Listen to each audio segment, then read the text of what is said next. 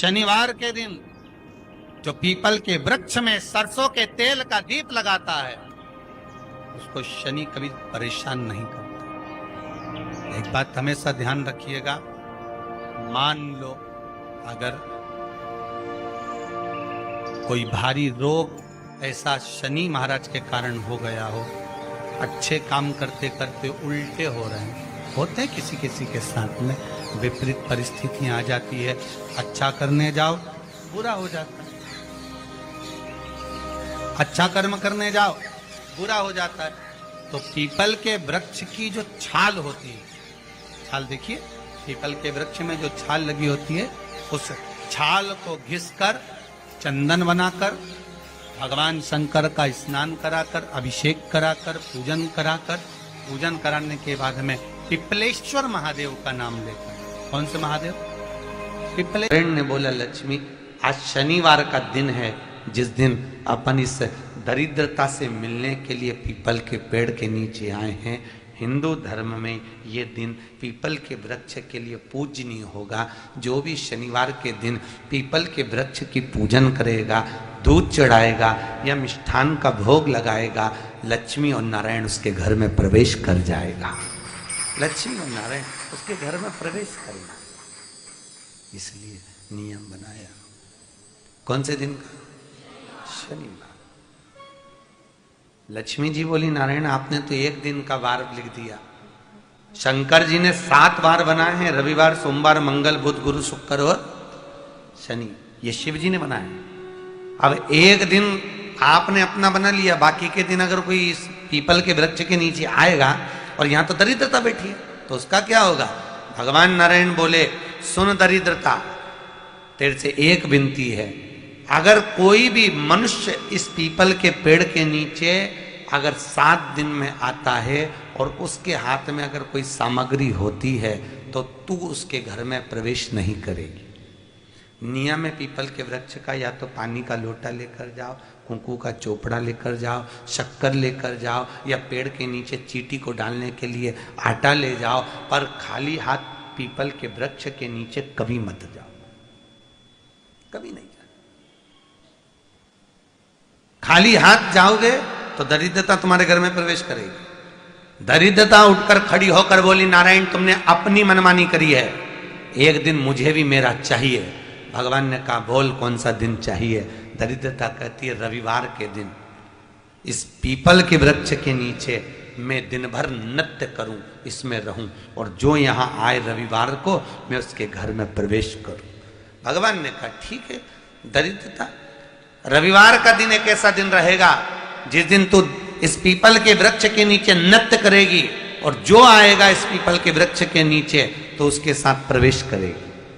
मैंने तुझे वर दिया।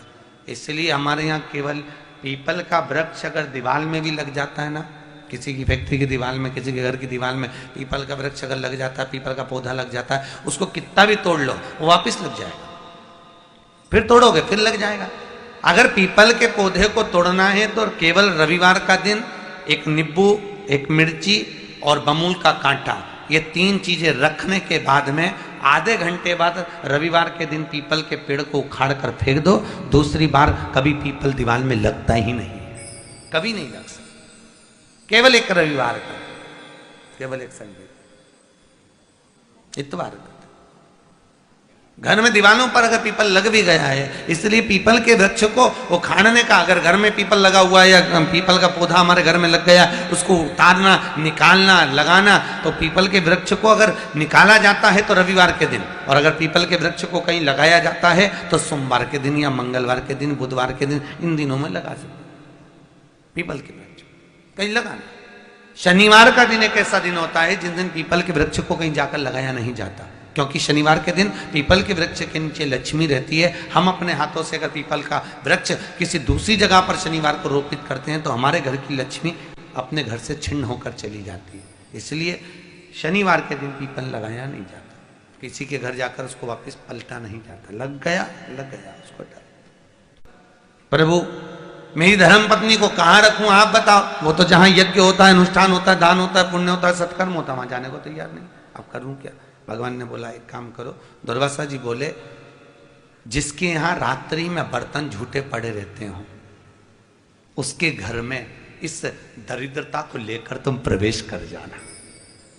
जिसके यहां रात्रि में बर्तन झूठे पड़े हो, वहां लेकर प्रवेश कर जाओ। दूसरी जगह दुर्वासा जी बोले, जो स्त्री घर में दोपहर के समय पर सो रही हो, उसके घर में इसको लेकर प्रवेश कर जाइए। जो स्त्री दोपहर के समय में घर पर सो रही हो, इस दरिद्रता को लेकर प्रवेश कर जाइए। तीसरा, जिसके यहां पर दरवाजे पर कांटे वाले पौधे लगे हों, उस घर में इस दरिद्रता को लेकर प्रवेश कर जाइए। दरिद्रता, कितनी सुंदर बात कही है। दाता और विधाता, कौन कौन? दाता और विधाता। लक्ष्मी और दरिद्रता के सगे भाई हैं। कौन कौन? दाता और विधाता। दाता को फिटकरी प्रिय है, विधाता को नमक प्रिय है। ये दोनों हमेशा लक्ष्मी को और दरिद्रता को, दोनों को समझाते थे, दोनों में प्रेम बढ़ाते थे। आज भी हिंदू धर्म की रीति है।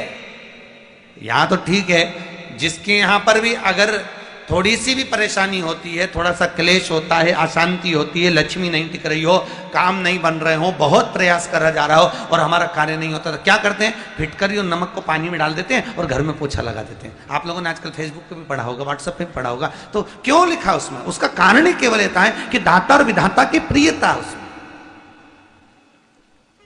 माता ख्याति के जो 4 बच्चे हुए, इसमें जो 2 लड़के हैं, दाता और विधाता, उसकी प्रियता, उसकी पूर्णता। अब दुर्वासा जी बोले अपनी धर्म पत्नी को वहां लेकर, जहां कांटेदार पौधे लगे हों, वहां पर लेकर प्रवेश कर जाइए। कांटेदार पौधों में उस दरिद्रता का निवास हो गया। कितना विचित्र कथा यहां वर्णन करी है। श्रीमद् भागवत के अंतर्गत जो वर्णन किया कि मृत्यु निश्चित है। श्री शिवाय नमस्तुभ्यं। दर्शकों, हर हर महादेव। स्वागत है आपका अपनी YouTube चैनल त्रिनेत्र के उपाय में। इस वीडियो में आपको पूजनीय पंडित जी शनिवार के दिन का बहुत ही विशेष उपाय बताए हैं। दर्शकों, शनिवार के दिन का बड़ा विशेष महत्व होता है। शनिवार के दिन पीपल के वृक्ष की पूजन करने से मनोकामना पूरी होती है और घर में कभी धन संपदा की कमी नहीं आती है। तो ऐसे में आप शनिवार के दिन पीपल के वृक्ष की पूजन जरूर करें। और जो भी भाई बहन चैनल पे पहली बार आए हैं, चैनल को जरूर सब्सक्राइब करें।